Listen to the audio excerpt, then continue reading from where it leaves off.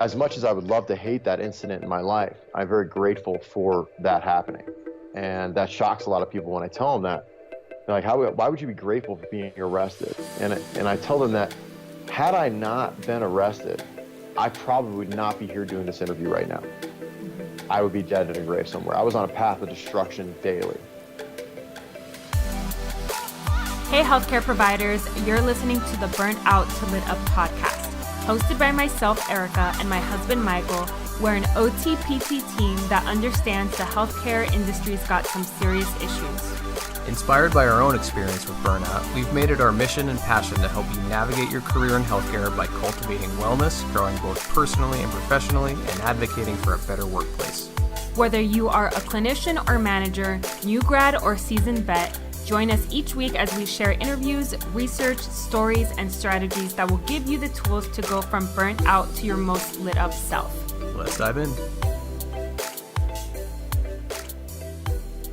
So how were you like in high school? I was a nerd. Totally.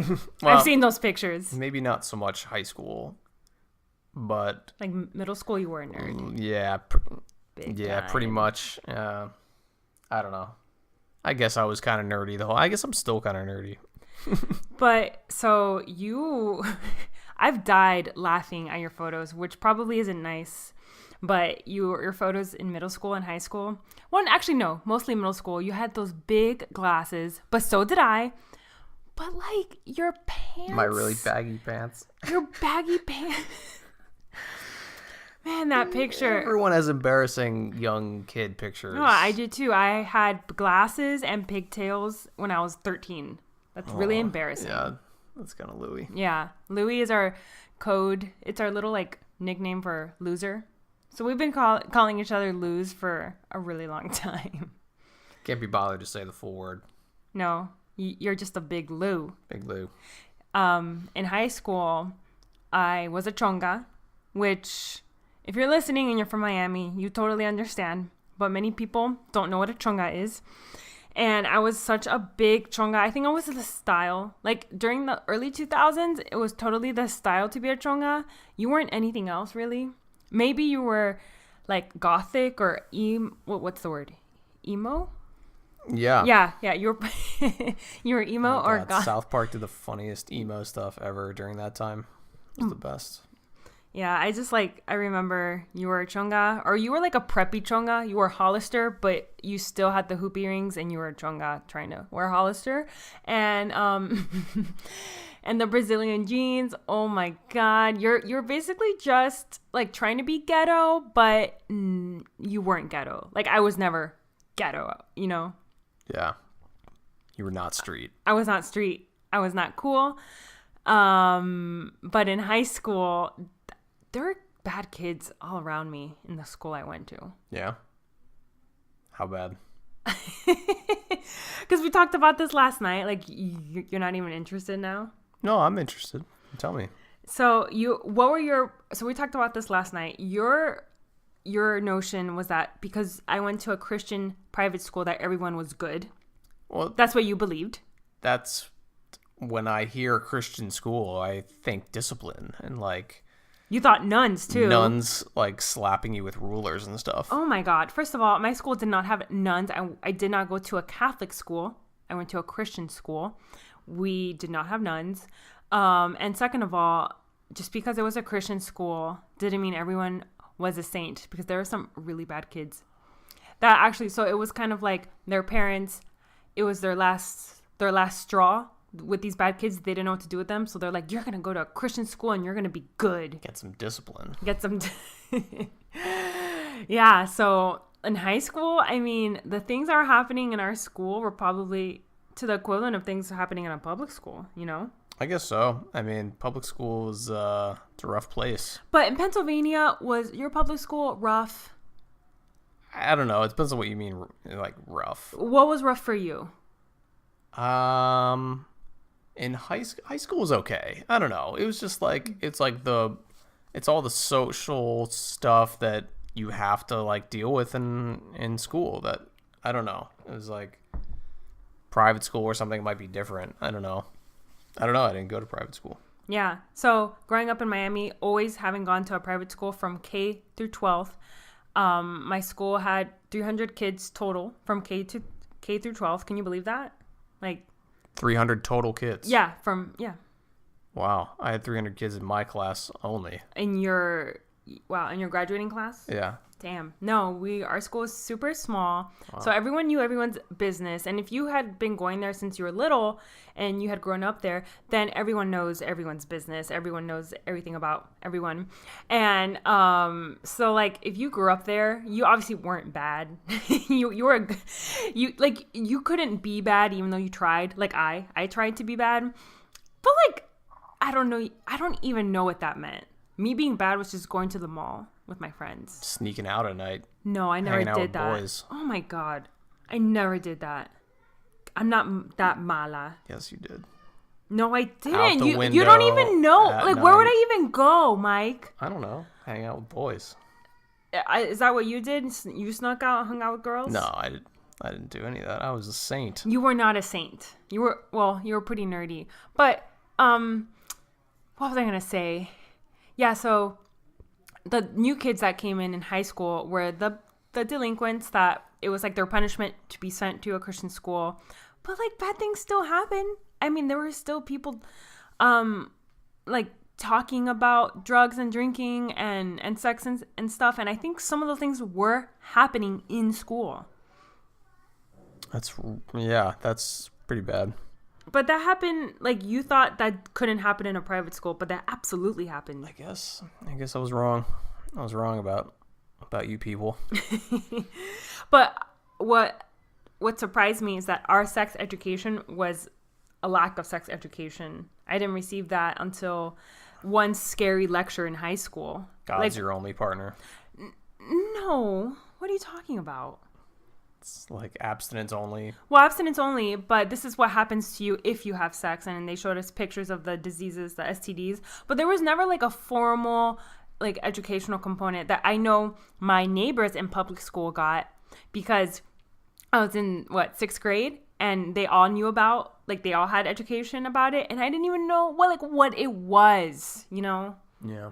I was pretty embarrassed. I was like left out because all my public school neighbors were really cool. They were like again, that phase of trying to be ghetto, like listening to Eminem and Dr. Dre, but you're not really ghetto because you live in a really nice community. Yeah, I listened to DMX.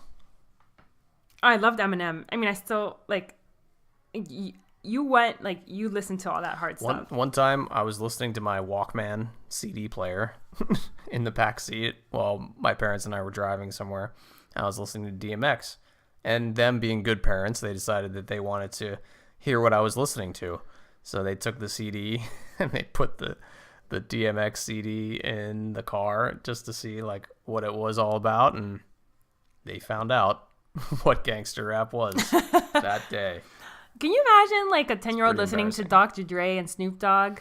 Yeah. Because I started listening to that stuff because my neighbors were listening. My Brazilian neighbors, Kleber Gomez and Vanessa Gomez. Bad influences. Yeah. He was my first crush. No, I lie. I started having crushes in 3rd grade. But this was 5th, 6th grade. Does that happen earlier for girls though? Like, I don't think boys have crushes that young. No, I don't know. I think my first definitive crush was in 3rd grade. And I remember I would call him on the phone, like on the landlines, because we all had each other's numbers, and I would just ask his sister if he liked me. Oh my God. How embarrassing. Yeah, so, oh my God, the glory days of middle school and high school. I used to, in my chonga days, get gel, make my ponytail look like super slicked and wet, and get the gel and scrunch my ponytail so my hair was this ugly curly that wasn't even curly. It was just like scrunched. Just wet and gross. Yeah, but that was so the style. I got all this gel. I mean, didn't you put gel in your hair? Yeah, but it was just like, I don't know, to I guess make it a certain way. It wasn't just to like scrunch it and make it look wet and gross. No, I know. Well, guys in Miami had like really short haircuts or gelled, the gelled I didn't have blowout. like tips. I didn't like spike. Oh my God. I don't know. A lot of people like spiked it. I didn't do that. You didn't do, see, because you weren't that cool. No. No, you're still not cool. Yep. So talking about high school, I was thinking about our guest, Joe. And Joe started selling drugs at 13. So even though I was around bad kids, my story is nothing like his. And it's funny because he grew up in Fort Lauderdale, and I grew up in Miami, but I didn't know like that scene I guess in the early 90s in Fort Lauderdale. But there is definitely a scene in Florida with drugs. Doesn't surprise me at all. Florida's like a mess. Total mess. Florida's always a hot mess. But yeah, Joe started young. He started when he was 13. And his story is incredible. Just to hear about like where he started, what he went through, being in jail and all that. And on the other side of it, now he meditates. He helps other people with addictions. And Joe's does it all through meditation, right? Or a lot of it. Meditation is a huge part of his story. He had a lot of panic too with one of his jobs, and his story is interesting because we were talking about, for example, the people you surround yourself with, and he surrounded himself with people doing the same thing. So he grew up in this environment, where you're tough, you have this tough exterior, you sell drugs, you're into drugs, and just hearing his story, the way that things rolled out, it's interesting because he said he would never change it, even if he could go back and change it, because the reason why he's where he is today is because of his past. And I think that's a huge lesson for any of us, that we feel victimized by our pasts. How Joe is a perfect example of someone that took his past and didn't let him stop him, and in fact fueled him to be this person that he is now. And now he's helping other people with addictions and empowering them. So I think that's incredible. Yeah, and instead of letting his past destroy his present, he's using his past as a positive and helping people to not live the same lives. Or being stuck in your past, letting your past define you. Like, this is how people are around me, this is what I've been through, and this is how I must continue. And that's important for me because I was always so shy growing up, so awkward and anxious, and I'm at this point in my life where I'm not letting that part of me, my past, define me. Define your future. Define my future. It's these labels that you inherit, or that you become a part of, or you place on yourself. Like, what are some labels that you've placed on yourself that are holding you back from being the potential self you can be? Yeah. Some really powerful stuff. What was the quote on his website? Oh, I love Joe's website. Spiraddict.com. SPIR addict together warrior.com. So Spiraddict Warrior. The moment I truly awakened is when I realized I didn't need to feel pain to heal. Yeah. Deep. So deep. Oh my God, I'm so excited. Joe's such a cool guy. We really connected and we related. And I like people like this. I like real, down to earth people that are cool, and like, he knows his boundaries in life. He knows, like, he's confident in what he's about and what he's not about, and who he hangs out with, who he chooses to connect with. And I admire, I'm so inspired by him. I know you will be too. And this is a great episode. Yeah. Enjoy. Woo-hoo!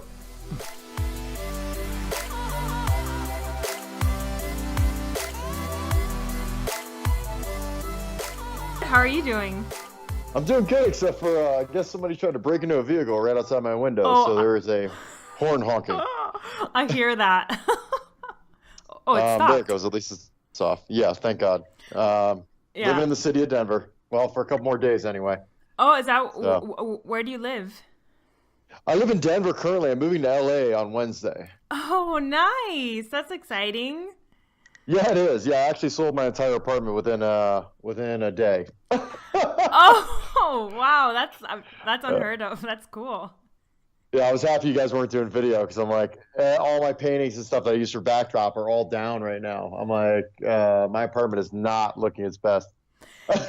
Yeah, like that's well, we're nomads. We move every few months, and right now we're in San Francisco, and we're in a studio, and it's like there's boxes behind me, and I never do video anyway, but people assume that. I'm like, oh, I guess I have to clarify that. Well, what's funny is I've had video, and if it's interactive video where you're going with the interviewer and you're going back and forth, and there's some interactive on the video that I'm totally down for. But they're just standing there like looking at the camera, it gets a little boring. Yeah. Sometimes, you know. Well, yeah. I've seen those before on YouTube and stuff. But so what made you move to LA? I'm just curious. New job, and also this program that I'm starting, I think will have a better traction in LA. It's been getting a lot of really good feedback from people in LA. So, I think that that's where it lies. And also my tribe is out there, so to speak. Like my spirituality group is there. Mm-hmm. So it just feels like home. I've lived in Denver for 4 years, but, when I moved here, I smoked a lot of pot and drank a lot. And now it just doesn't feel like a place I want to be around anymore, you know? Oh, yeah. You know what? I'm going to take a note. There's something I want to ask in the interview about that. Like, drinking, smoking. I have like 2 computer screens. I feel so, what's the word? Like MacGyver? I don't know. MacGyver? Yeah. I don't know. I don't know why I feel like that. But I have like all this equipment around me. I'm like, okay, drink. I used to, so I'm at work. Actually, I left out early to do the interview from the current job that I'm at. And I've got like 4 computer screens there in front of me. So oh yeah, I know the feeling. Yeah. And I actually had a job at one point where I had 12 in front of me. Oh, so. Oh my God. Yeah. That's, how do you focus? Well, you learn how to multitask and just kind of, divert attention. I was actually doing traffic for 6 major cities at the time. So I had scanners, I had all sorts of stuff. But I'm a multitasker, so it is what it is. Oh, cool. Awesome. Okay. Well, I'm really excited that, I think Trevor reached out to me about you, because I was like so inspired by your story, and like, I can't wait. So are you ready to get started? Absolutely. Okay. Hold on one second. I'm just going to take a sip of water. Yeah, no problem. I'm in Denver, so you'll hear me drinking, from point to point. Yeah, isn't it the elevation that you get, like lightheaded? I think here, you do when you first live here. I mean, I drink about a gallon of water a day, but that's here. When I go to LA, I drink probably a half gallon. So yeah, I was just in Denver at the airport for a layover, and I was so dizzy. I couldn't believe it. Yeah, it's bad. Well, try climbing a 14,000-foot mountain out here. You'll be really dizzy. Yeah. Yeah. Okay. Let me get this. Okay, 1 second. Okay. Sure. So, welcome to the show, Joe. I'm so happy to have you on and so excited to talk to you. It's great to be on. I've been looking forward to this all week. Yeah, me too. So before I ask you about your journey, I want to learn more about you. Like, who are you? Like, who is Joe, and what makes you, you? I think what makes me, me, a lot of people, the most recent nickname actually is what I should say is the King of Charisma. My buddy Ryan likes to call me the King of Charisma. Oh. I don't think of myself as the King of Charisma. I actually think myself as a big ball of positive energy. I try to just bring life and joy into any room I'm in, and bring happiness around with me, even in events where people aren't doing their best. But I think right now the Joe that's living right now is an attempt to be an inspiration for others around, and as well as to himself. When I look in the mirror, I try to be an inspiration to myself, and that's really who I am. Oh, an inspiration to yourself. Wow. Like, just recently I've been in this mode of comparing myself to others, and I've been trying to stick to the mantra or the belief, just compare yourself to yourself and just focus on yourself. So I love that you said, to be an inspiration to yourself, because then naturally you'll be an inspiration to others. Correct. And also, it doesn't hurt. And, I've told people this before that I've coached to wake up and look in the mirror and just kind of love yourself and tell yourself, hey, you're amazing. Look at what you've accomplished over this last couple of years. Look at what you've accomplished today. Look what you've accomplished last month. Take some time out of your life and just be happy to be you, you know?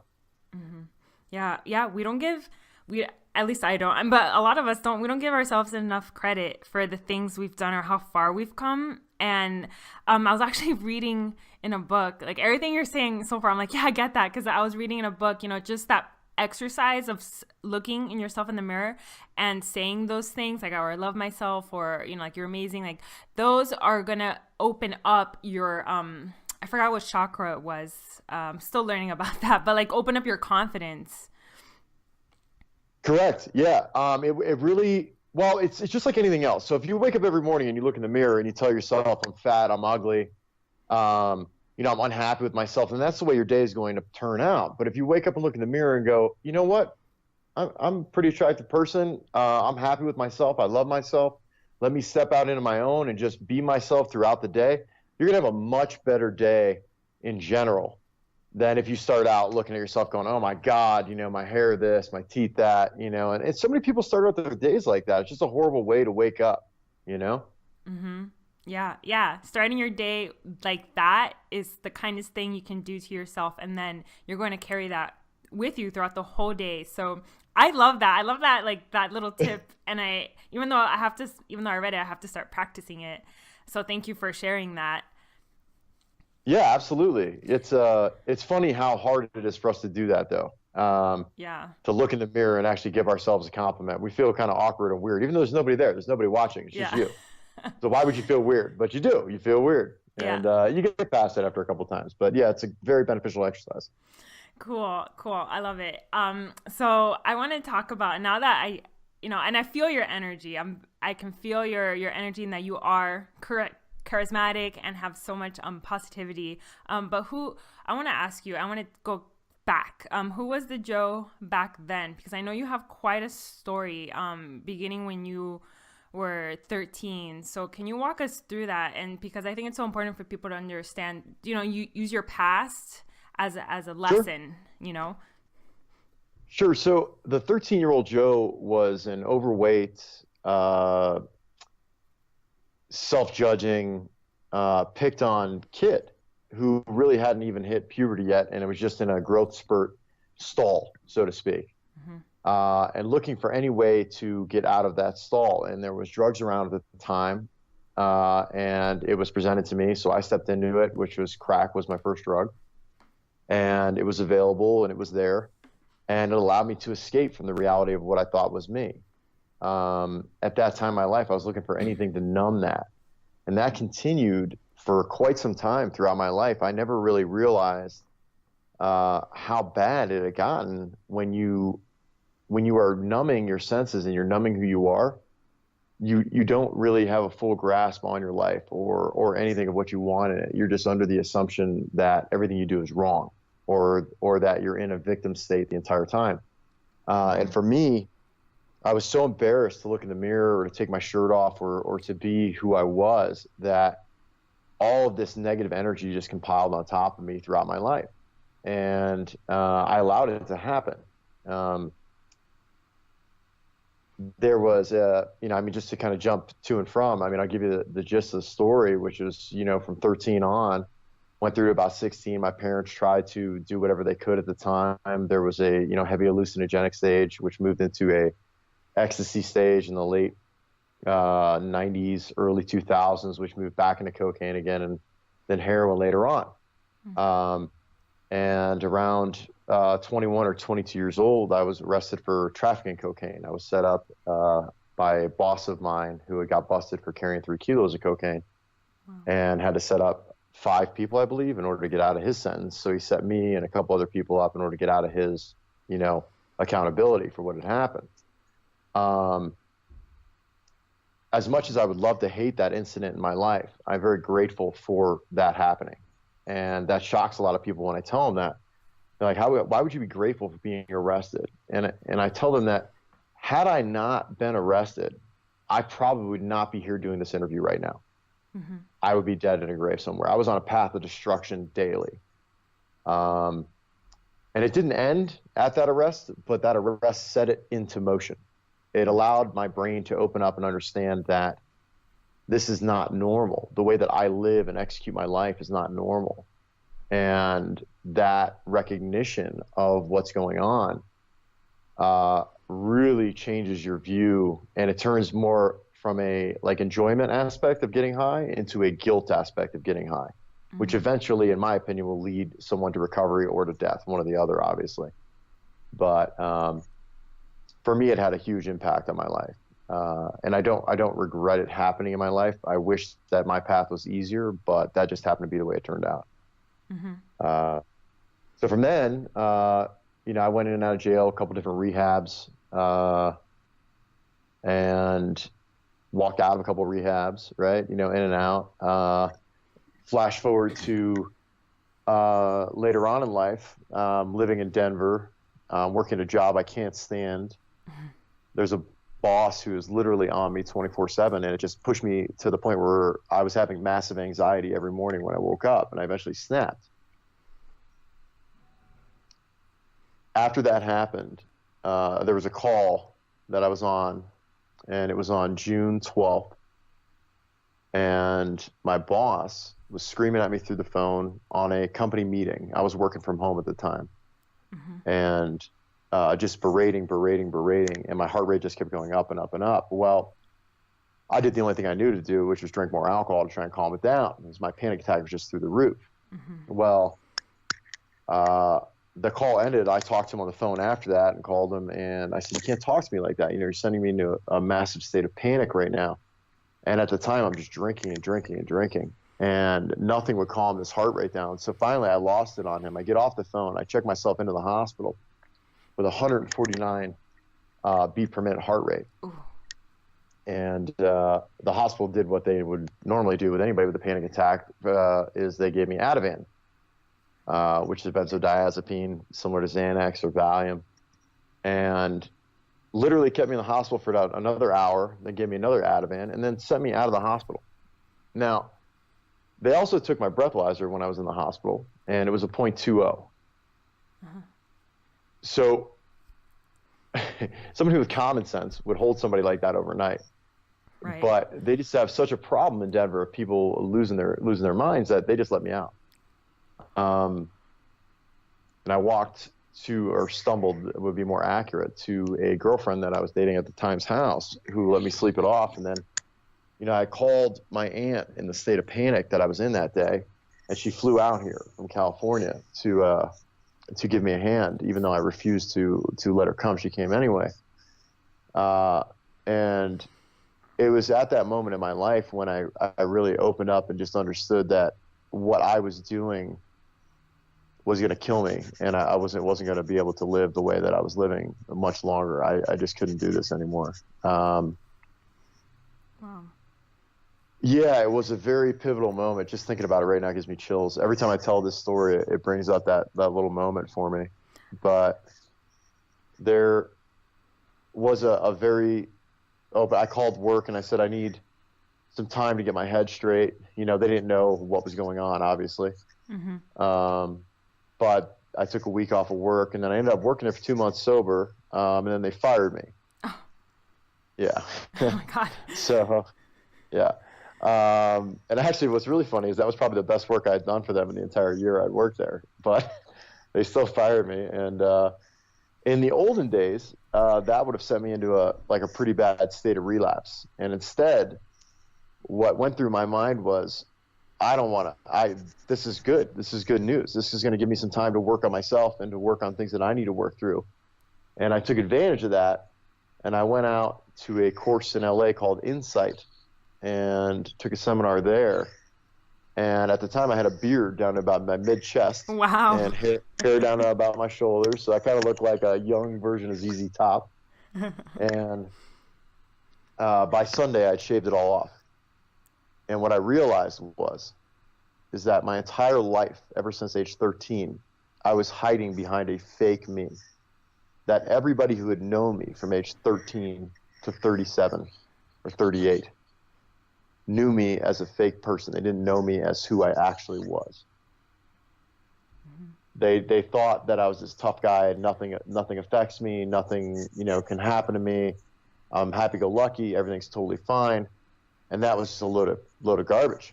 The reality is I was a sensitive, scared kid that had been trapped in this tough guy image for my entire life. I've been hiding behind it.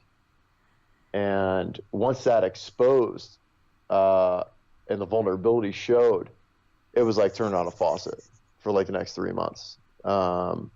And just letting out all this stuff and working through it. And it changed my life. And I've never been better since. And also at the same time, I started meditation as well, which also had a heavy impact on my life. And now I meditate daily. Sometimes, before we even did this call, I meditated just to get myself even and clear and centered. Yeah. Wow. I had moments during during your story where I have chills and I can't, I'm listening like, oh my God, like every part of your story, that phrase that, everything happens for a reason. I know there's more to it, but your journey, and you took that and then you were able to make opportunity out of it. Like you got to a point where you recognized that you had a fake image, that it was not working anymore, that you needed to connect with your true self and truly just awaken, right? So like how was that, that process, like in that program? You said it was called Insight? Correct. Yeah, it was. So actually, it was only a 5-day course, and then I ended up starting and becoming a spiritual psychologist in another course, which also allowed me to work through a bunch of other stuff that happened throughout childhood. And it's these things that I think are very important in addiction and alcoholism that people work through, because that guilt, that stuff that you hold on to through your entire life, is that stuff that keeps you going back. It's that I can't deal with this kind of moment where it's a triggering issue and that brings that up and you go into it. And there's a lot of stuff that happens to a lot of people. To somebody who's not an addict or an alcoholic, they hear my story and they're shocked by it. If I tell this to another addict or alcoholic, they're like, yeah, I totally understand what you're saying. Yeah. And that's one of the reasons that I've been sharing this story, is so that we can get that exposure out there, that somebody listening to your show can know that somebody did go through something very similar to what they're going through, and that it is possible to make it to the other side. And not only make it to the other side, but completely change your life and understand who you really are. The person you were before you used drugs and alcohol, the person who is brilliant, the person who has survived one of the hardest things in life that you can ever survive, with the exception of maybe cancer or AIDS. Addiction is extremely hard to make it through to the other side. And that's when I meet somebody who is a former addict or alcoholic, I always tell them congratulations, because you've made it. All you have to do now is not use. That's it. You've done the hard part. Mm-hmm.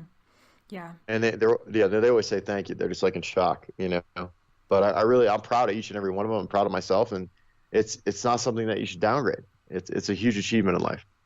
Yeah. Yeah. It's a huge celebration. All the victories, even the ones that we don't think of as big, like, for example, that we might not even notice. And then it might take usually someone else to bring that out in you. And you're like, yeah, you know what? I am doing this, and I am successful. So did you feel like when you rediscovered and reconnected with yourself, since you had been someone else for so long, was that how was that process? Like, did you go through like physical, mental, emotional, like pains and like, how was all that like?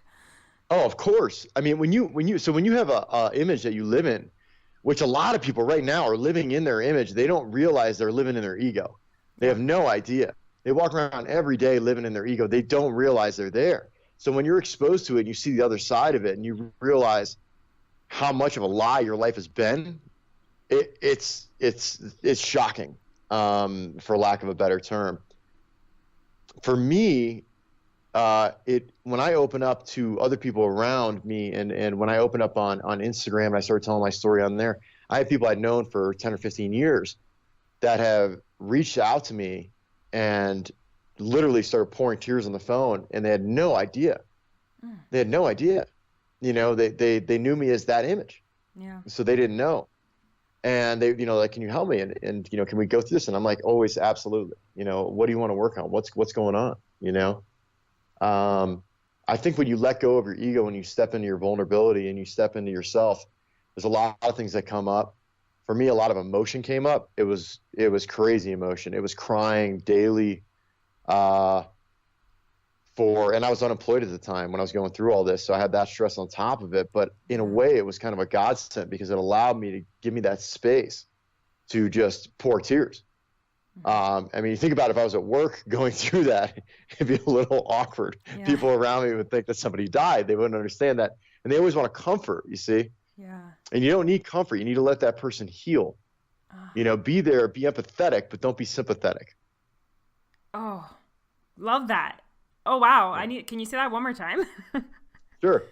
Be there for that person, but be empathetic. Don't be sympathetic. Don't take on that person's pain.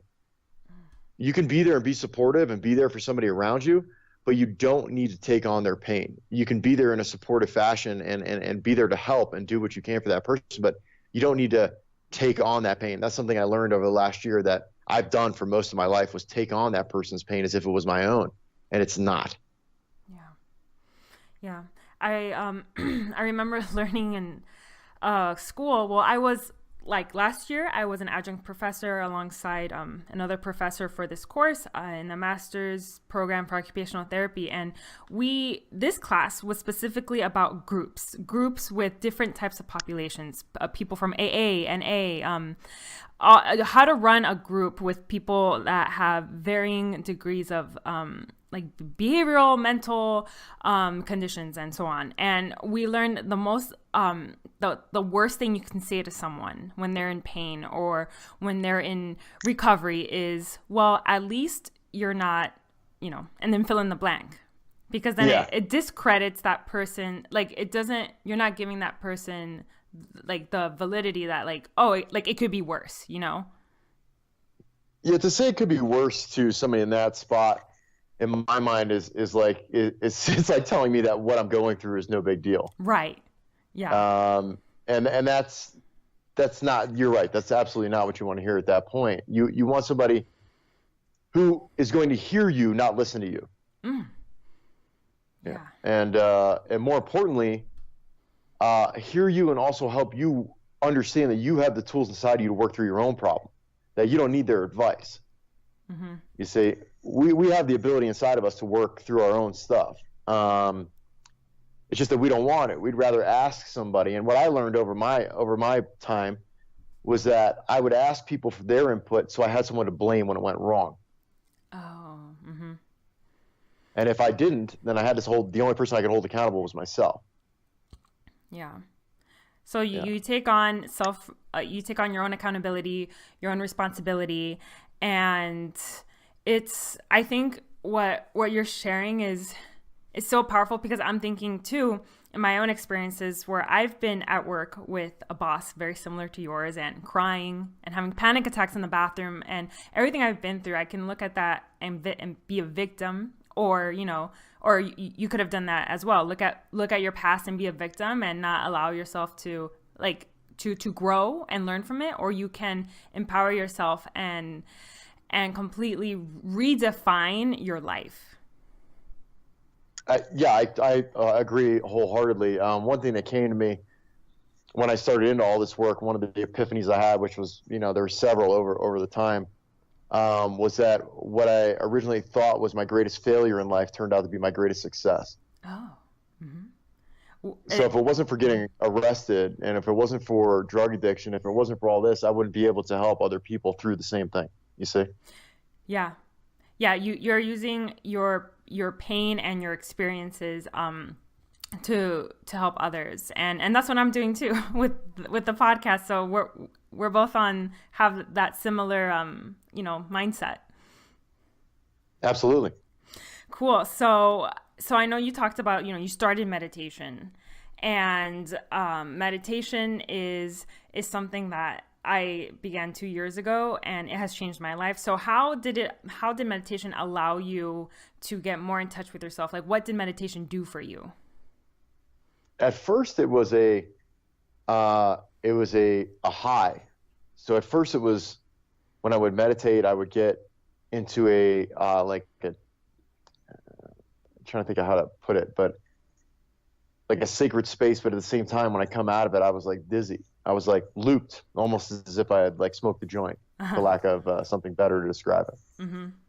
And then after time went on, I realized that as a daily practice, it really just allowed me to get centered and to share wholeheartedly throughout the day.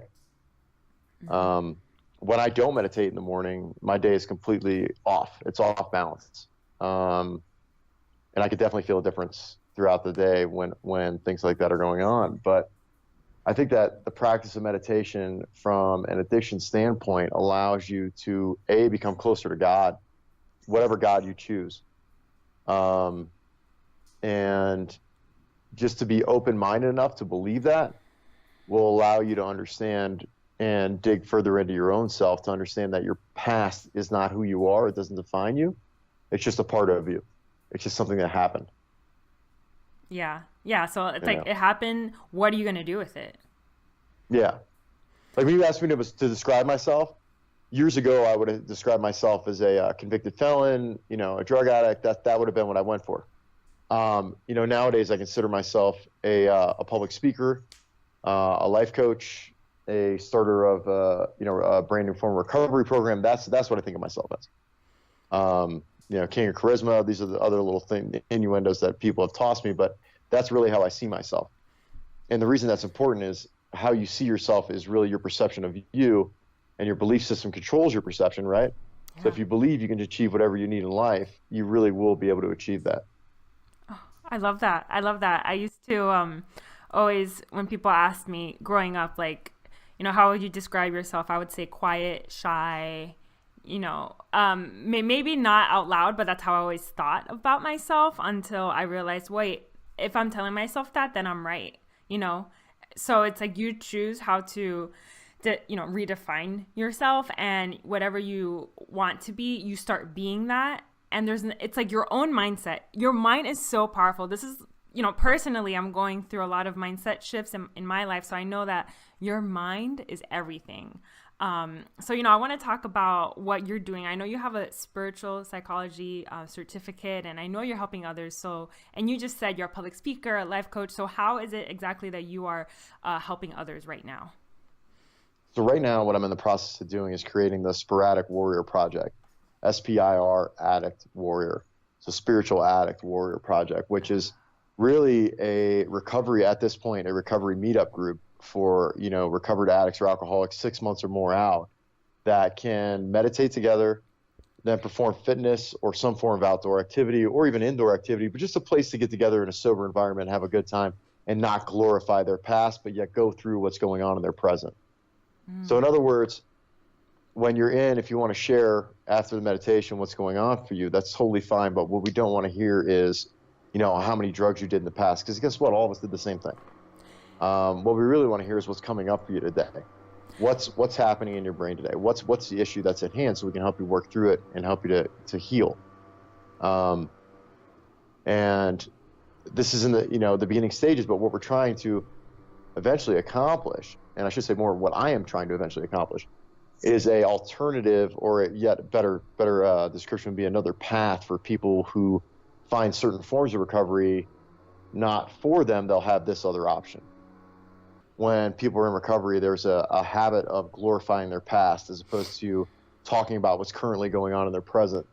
So one of the rules or guidelines that we're attempting to set up is that when you do share, we ask for you to bring forward what's present and current, not your situation from the past. And that is for two reasons. One, that can trigger other people in the room into their past issues, which is not beneficial to anyone without the proper person there to work through it. And two, it's to help you work through what's going on in the present, because that's something we can actually work on. And if you want to go into your past, that's fine, but that's more of a one-on-one situation. And I think that, for me, in my time of recovery, was one of the biggest flaws that I felt was with it, which is that I would stand up and share and get all this emotion out and put it out into the room, and then I would leave and go home. and there was nobody to talk to. Oh. So there's no way to get through it. You'd have a sponsor, but sometimes you couldn't reach the sponsor wasn't there, or other situations would arise that would keep that from going through. And the reality is you need to learn that, yes, it's great to rely on people, but at the same time, you need to learn how to handle it yourself if there's nobody you can reach. Right. Okay. With that being said, do you believe there is a huge mindfulness component in that you're trying, or that you're working on promoting in the people that partake in this program, so that they can work through everything you said and not revisit the past, but like work on being mindful and present, and then heal in that way? Correct. Yeah, I mean, we can work on stuff in the past because your past is still needs to be healed, right? Yeah. But what I'm more concerned with is that when you stand up and share in a group aspect, you bring forward what's currently present for you. It can involve the past. Right. It's just that we don't want you glorifying your past. So we don't want you coming in, like, to give a better example, be like, yeah, man, I was sitting in front of this kilo of cocaine, and it was blah, blah, blah, blah, blah, and we were just so fucking high, and it was amazing. Yeah. Like, that's not what we want to hear. Yeah. What I want to hear is, holy shit, I had a bad day. Like, I walked past somebody and, this was going on and this triggered me into this. Well, what emotion did it bring up? Mm-hmm. Okay, well, if it brought up an emotion of fear, why did it bring up fear? Well, it brought up fear because I was afraid of relapsing. Well, why do you think that is going on in your head right now? Well, because maybe I'm just not happy with my current situation in life. Okay, let's dig into that. Let's see where that goes. Right. I love that. Yeah, that's proactive. I really love that. And I want to ask you, with your program, do you feel like, because you have this component of the meditation and the spirituality, do you find that there's a lot of other programs like that, or do you feel like you're bringing something truly unique to the table? I think that the version of it that I'm bringing is unique, but I think that there are other programs that incorporate meditation with sobriety. Right. There are sobriety coaches that incorporate meditation. I was at a sound bath 2 weeks ago where the one was a sobriety coach. I'm actually trying to connect with her right now. She was a genius. The way that she calmed us down through the sound bath was amazing. And those kind of moments, they're tranquil, and they bring you into that peace.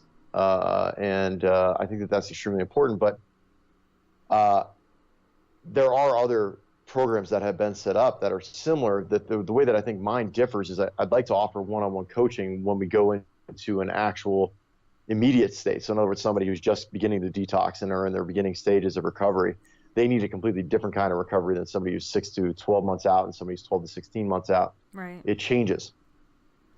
Yeah. And I think that any amount any amount of options that we can offer are great. I don't think there's any wrong option. The reality is that you never know what's going to work for one addict versus another addict, right? Yeah. So why not have as many options as possible? To assume that one form of counseling will work for every kind of person is ludicrous. Yeah. And we've been doing it that way for too long. And it's obvious right now with the heroin epidemic in this country that has not worked. So, yeah. I think it's time for a change. I think that a lot of the people I've talked to have had very similar sentiments and been very, very engaged in what I've had to say about this. And just these are some people I've talked to 20 years sober, and they're like, 20 years ago this worked, but now I don't think it works anymore. I think that what we need is this and this, and I pull resources from all these people, and I'm in the process of setting up a Skype call. I do these calls all the time to get different feedback from different people. And it's so crucial to have that, because just getting that feedback from somebody who's 4 months sober versus somebody who's a year sober versus somebody who's 20 years sober, you get the knowledge base that they have, and you can help to understand and create a platform that will hopefully help as many people as possible.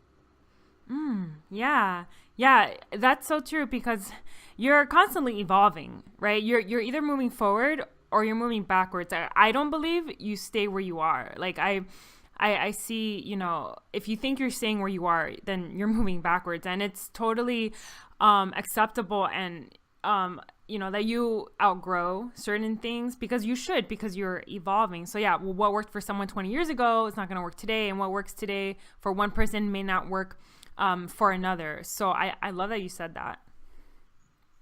Thank you. Yeah, it's a mission. It's in its very beginning stages. And at this point, what we're really trying to do is get the word out. I was originally going to start it here in Denver, but as things happen in life, now I'm moving to LA, so it's probably going to end up starting there. Or not probably, it is going to end up starting there, which is fine because there's a support group for me there as well. And,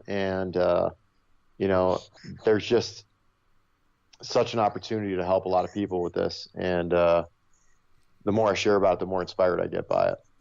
Mm-hmm. Yeah, I feel that. It's like when you have a mission in life, nothing can stop you, and it's in you. So, that's amazing. With that being said, moving forward, ever since you have started this process of changing yourself and helping others, what have been some of the biggest challenges in this new phase of your life that you have experienced, maybe from others or from yourself? You have to be forgiving of yourself and understand that you have to have a lot of compassion for yourself and understand that you are going to make mistakes, that you are also only human, and that you are going to make mistakes in life, and that that not everything's going to work out. Like, not everybody you help is going to make it through to the other side. Not everybody that you speak to is going to have a positive outlook on what you say. And you have to be non-argumentative. You have to be compassionate. You have to be understanding to their situation. And some of the stuff that you say, will trigger some people, and you have to be mindful of that. Words can do a lot more damage than people realize. And I think in today's society, we've really grasped that to a head. And I think for me, just to keep myself in the present and to understand that I am human, I will make errors, and that to understand what that error is, and if it did something wrong, to apologize for that mistake, to hold myself accountable, and then to move forward. And at the same time, forgive myself. Mm-hmm. Yeah, that's like self-compassion, forgiveness. And I think, I'm just remembering something you said earlier too about like there needs to be a lot of change and certain things that that aren't working anymore. And I was gonna say this before, but I just remembered. I used to live in Delray Beach. Have you heard of that city? Yeah, I grew up in South Florida. I grew up in Fort Lauderdale, Florida. Oh, I'm from Miami. Yeah. Oh, I grew up in Fort Lauderdale. Fort Lauderdale. Yeah. Oh my God. Oh, how funny. I went to school in Fort Lauderdale, but it's so different than Miami. I mean, it's like night and day. But and then I lived and then I lived in Delray Beach afterwards, and I heard it's the #1 rehab city in the country. I didn't go to rehab in Delray. I went to rehab in Ocala. Oh, okay. And I was in a halfway house right on Powerline Road and, Oakland Park Boulevard. Yeah, I know exactly where that is. Wow. Okay. Yeah. Oh, okay. Yeah. I didn't know your roots were down there. Yeah, born and raised 26 years in Florida, South Florida. That's where my whole I should probably say that actually so that people understand. My addiction started in South Florida and then proceeded from there to Chicago. Oh. And then to New York, from Florida to New York, back to Florida, then to Chicago, now to Denver, now to LA. Wow. Yeah. Cool. Yeah. That you're heading to LA, and now what you were telling me before we started airing was that, you feel like your community, your tribe's out in LA. So I'm so happy that, for everything that's happening in your life and for this next chapter for you, that you're really going to reconnect with your tribe and really start your efforts in your program.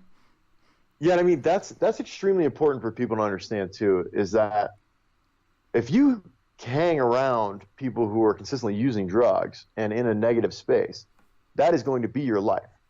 But if you hang around people who you look up to, that is going to be your life. So bring the people around you, surround yourself with the people that you want to inspire you. And the people who are in my life inspire me on a daily basis. They're amazing people. Amazing people. I thank God every day for the people who are in my life. My family as well, my mother and my aunt, my father, they're all very inspirational people.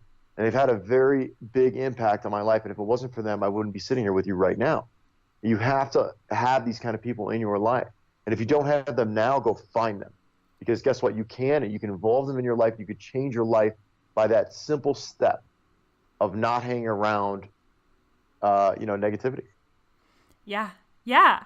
I totally 100% get that. And you are the summary of the 5 people you hang around with the most. So if you are in a setting where there's people, for example, like in your situation, like people were using or someone or people are negative, then you become that. And it's hard to compare yourself to something outside of that because these are the people that make up your life. So your environment shapes you. So it's like, you have to find that. And what I've realized that even if it's not a person in real life, like who can you surround yourself with the most? Like when I first started my journey with self development, I surrounded myself with a lot of Tony Robbins podcasts and YouTube. So that's how I started, Tony Robbins got his start in the program of spiritual psychology in USM.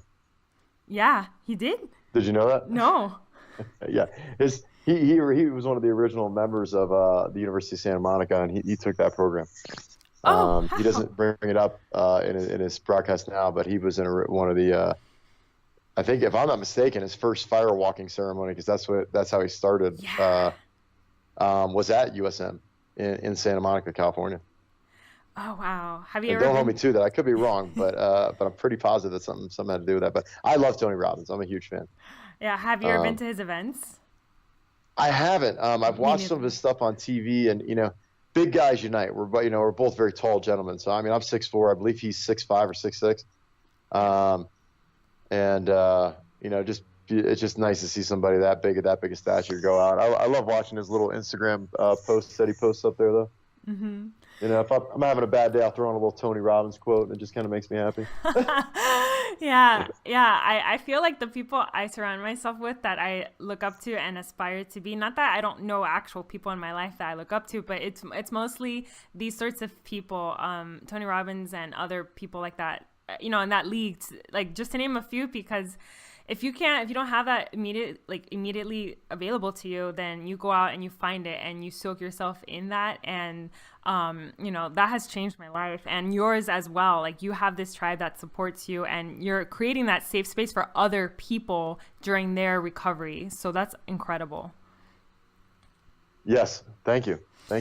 So I know you, with that being said, I just want to ask, before we wrap up, I want to ask, for someone that understands that maybe people around them aren't necessarily harming them, but being around them is somehow harmful, like indirectly. For example, if you're around a lot of people that smoke and drink, or if you're around people that that maybe don't align with your values, how can you begin to face that and like if you realize that like you don't want to be around that anymore?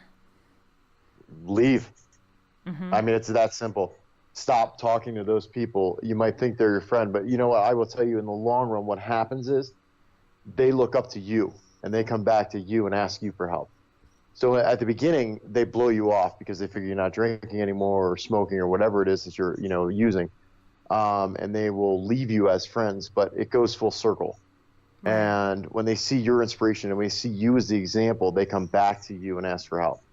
So be the example, be the inspiration for those people. But at the same time, get the hell out of there. If you got to move out of state, do it.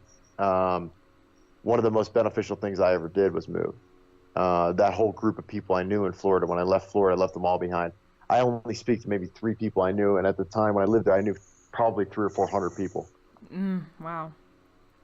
So you've got to get out of that environment because you're just surrounded, especially if you've grown up in like these people I know. I've talked to a couple of people who grew up in small towns. Yeah. And when you're in that small town, he's like, well, I can't find a job. I can't do this, can't do that. Well, I'm like, yeah, you're in a small town. People all know you as that person. You have an image of a drug addict. Get out of that town. Once you move, you can create a new image of whatever you want. Nobody knows you. It's up to you to create that new image, right? Mm-hmm. And you can really just change yourself that simply. And then when people from your past come up and they see you in the present, they realize that you've changed and they recognize you as that person. Yeah. It takes some boldness to do that. But I think once you realize that these people are not serving me, I think it gets to a point where you just get to so much pain that you have to change. Like, I think a lot of people can relate to that. Like, you get to a point in your life where it's just where you are, it's just so painful that's more painful to be there than to change. You know, changing is it's not gonna be easy at first, but it's gonna be worth it. You know, so what is your, do you have, I know you said you meditate in the morning. So what does your morning practice, your morning routine look like, and how does that empower you to get through the day? My morning routine, which has been a little messed up over the past week only because of the move, is the same every morning. I'm up at 5 a.m. I brew a cup of coffee. I pour a cup of coffee, a little bit of MCT oil in. Then I sit down. I meditate for about 20 minutes while the coffee is cooling down because it's piping hot and I can't drink it that hot. Yeah. When I come out of my meditation, my coffee's at the perfect level. I drink 2 or 3 cups, no more. I get out and immediately go to the gym. Go to the gym for about an hour, hour and a half. Shower and go to work. Same thing every morning. And that routine of the gym in the morning sets my mind right. The meditation in the morning sets my mind right. And all these little things set my mind right for the day. When I get home, if I'm stressed, you know what I do? I paint. Mm-hmm. I love it.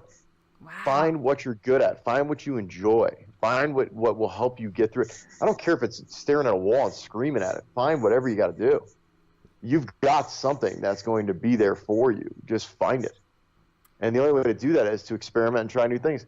Who cares if you're terrible at it? So many people don't want to do something in life because they're afraid they're going to look bad. Yeah. Who gives a shit? Learn how to paint. You know, learn how. You know how many things I've tried? Stained glass, all sorts of stuff. I failed at a lot of this stuff. I can't play a guitar. I tried to play a guitar. It didn't want to do it. Mm-hmm. I ended up finding painting, and I tried various mediums of painting until I eventually came with liquid pouring, and liquid pouring just really calms me. Oh, and that's cool. What is that? So it's kind of the combination of acrylic paint into a cup, poured onto a wood canvas, and then you kind of tilt the canvas itself to paint with it, and then you kind of use your fingers. And there's different ways to do it. You can. If you look on my Instagram account, I've got some examples of me doing it on there, actually. And for me, it's a way to give up control, because when I usually paint, it's very specific, and I get very frustrated. And this was a way for me to give up control and let the paint. And I'm just the medium itself in between. Oh. And I just let the paint do what it's supposed to do. And then when it comes out the next day, then I see the image that it's supposed to be, and it's really crazy.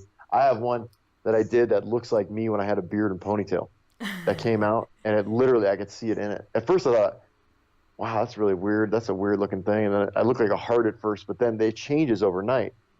And then when it dries in the morning, you look at it and you're like, wow, that's totally different. So I love it. Yeah. So what you just described, it's like you get in a state of flow and you surrender the outcome, because it's not about the outcome. It's about the experience of the doing. And that's what gets Correct. you, like, inspired. Correct. Control is an illusion. We don't have control over anything. But I love to think that I have control, as I'm sure a lot of other people do. But it's really an illusion in life. And once we understand that you can put positive energy into an outcome, but the result of that outcome is out of your control, is to give in. It's crazy once you understand it. Mm-hmm. Yeah, I love that. Going back, what would you tell yourself, your 13-year-old self, if you could go back and tell yourself one piece of advice as who you are now? What would that be? That's such a hard question. I think, I would just say love yourself for who you are, because in a couple of years you're going to hit a growth spurt, and all this stuff that you're worried about right now is not going to mean jack diddly. And the people that are making fun of you in high school will be dead. So don't worry about what they say, because in reality, the people you need to be around with are the ones that you are hanging around with. And just enjoy your friends and don't try to fit in. Be yourself. That being said, somebody once asked me on a podcast what if I was going to title my life as a book, what it would be. And I said, knowing what I know now, I still would have done it all the same. Yeah. Because you have said that because of that, it was just your road. It was Correct. just your road. just my path. We all have Yep. different roads, and we attach good, bad to it. We attach right, wrong to it. But at the end of the day, what is it that you're learning from it? And at the end of the day, if you're not helping other people, then what are you doing with your life? Yes, correct. So I love that. So where can people find you and connect with you and learn more about the Spiraddict Warrior and all that good stuff? So you can go to spiraddictwarrior.com, SPIRADDICT Warrior, WARRIOR.com. You can message me through there. My phone number is also on there. If you want to set up, a one-on-one coaching session, or you just need to talk, feel free to give me a call. I don't always answer, but I will return your call. If you're just looking for a little bit of daily inspiration, I post as many videos as I can just on what I go through on a daily basis, and I don't hold anything back. It's literally whatever happens to me that day, I express right through Instagram in a minute or less, unfortunately. But at Mintzer, Mintzer, Joe, Joe, and you can find me right on there as well. And feel free to connect with me on there as well. Send me a message on there as well. I'm always open to helping as much as I can, and I'm always open to any kind of input anybody might have. Awesome. So thank you for sharing all that. I'm so excited. I'll post everything in the show notes. So last question, my favorite question. I always get everyone's most authentic response, and I love it. So what makes you your most lit up self? Seeing the joy in someone's eyes when they understand what has been holding them back. Thank you. Thank you so much for sharing that. Absolutely.